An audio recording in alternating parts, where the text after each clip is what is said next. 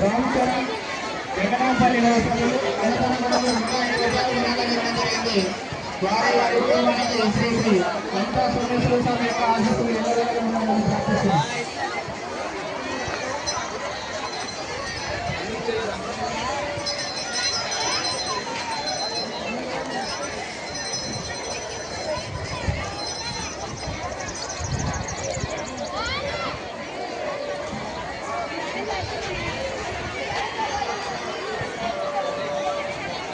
దగ్గరలో పెద్దలు వస్తువులు అన్నదాన వరకు 150 రూపాయలు విరాళం ఇవ్వడం జరిగింది.